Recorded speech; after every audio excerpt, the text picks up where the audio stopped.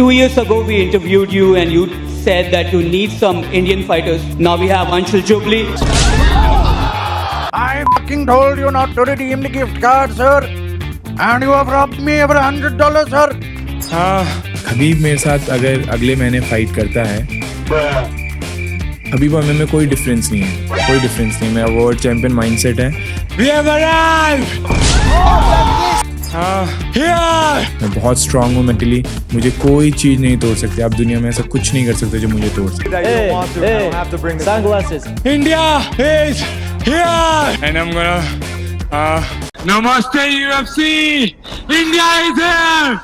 India is here! I was underdog, big underdog, but just 5-6 years, and there's so many Indian fighters will be in UFC, and we're gonna rule the world. We're better than everybody. Do not redeem, sir. Sorry. Hey, what's wrong with India? What's everybody shitting on India for? No. I'm still in here. Yes, sir. We will come to India. I don't know when. We have no plan right now, but you know, I want to go everywhere. Thank you. Thank you. Imagine a country with over 1.4 billion people. A country that worships cricket like a religion, produces CEOs like it's a factory, and throws weddings so grand they make Hollywood look broke. A nation with warriors in its history, wrestlers in its villages, and billionaires in its boardrooms. And yet, when it comes to MMA, almost non-existent. No UFC champions, no title contenders, barely any presence in the world's biggest promotions. How? The answer? Well, maybe it's because half the country is on a vegan diet. Welcome to the story of India's struggle in MMA. India's government doesn't even recognize MMA as a real sport. You know what that means?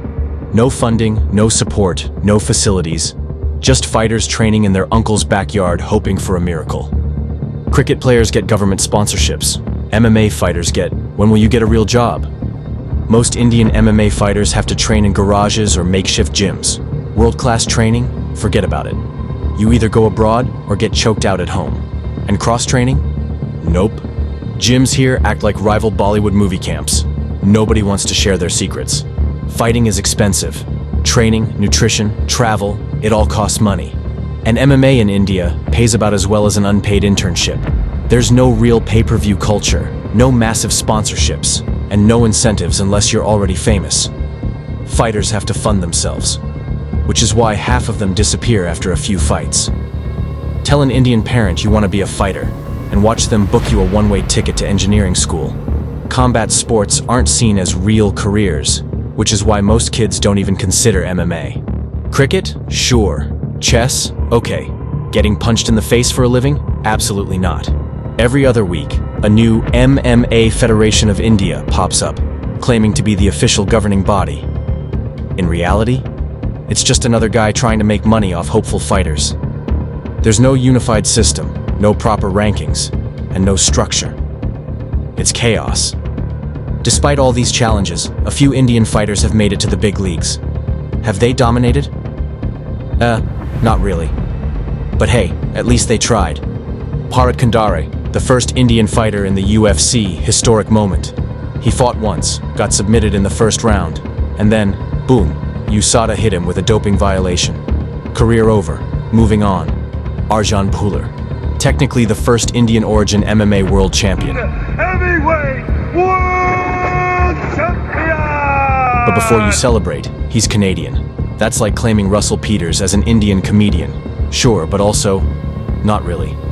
Anshul Jubli, India's great hope. Anshul was supposed to be the one, India's golden boy. The next big thing. And for a moment, it looked like he was.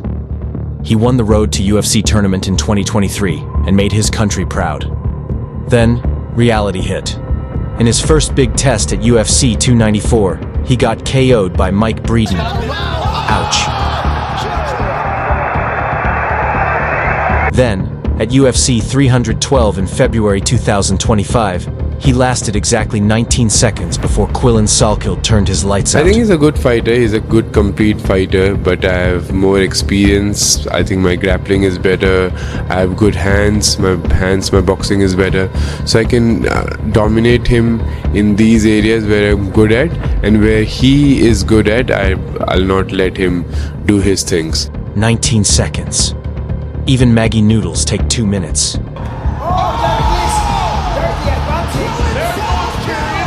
He seems pretty upset at the stoppage. You know, he was kind of yelling at the referee, kind of confused. But in that moment, did you think that was a fair stoppage? And if you had an opportunity to even rewatch it? I think, yeah, always got to be a fair stoppage. That was fair, more than fair. Pooja Tomar, the first Indian woman to win in the UFC. Pooja Tomar made history, but the women's strawweight division is stacked, so she's got a long road ahead. Hopefully, she doesn't meet a future opponent who decides to turn her into a meme. Ritu Phogat, the wrestling princess. Ritu comes from India's legendary Phogat wrestling family, so expectations were high. She had a solid start in one championship. Namhee Kim 1-0. Tries to Shah, does she now? Is she going to sign the pink slip? Tonight belongs to India. But then she ran into Stamp Fairtex, who schooled her in the Grand Prix final. A submission loss followed, and suddenly, her MMA career is looking shakier than an Indian politician's promises. Of course, it's not all doom and gloom.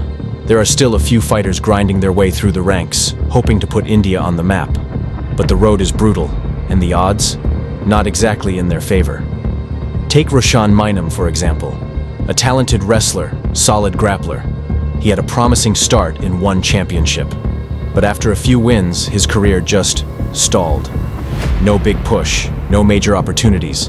Another case of what could have been. Then, there's Gurdarshan Mangat, an Indo-Canadian flyweight who made waves in one championship. He's got skills, he's got heart, but let's be honest, he's not exactly tearing through the division. Solid fighter? Yes. Future champion? Not so sure. And let's not forget Mohamed Farhad, a knockout artist who built his name in Brave CF. He's got power, but he's stuck in the regional circuit, waiting for that big break that might never come. See the pattern? Indian fighters aren't lacking in talent. They're just stuck in a system that doesn't support them. No exposure, no proper path to the top, and no real push from the big promotions. Without that, even the most promising fighters end up as forgotten names in MMA trivia. Will India ever be good at MMA? Right now, India's MMA scene is like a cricket team trying to play baseball. Confused, underprepared, and getting smoked by the competition. But that doesn't mean hope is lost. With better infrastructure, real investment, and maybe some non-vegetarian diets, India might one day produce a real MMA superstar. Until then, well, at least we have cricket.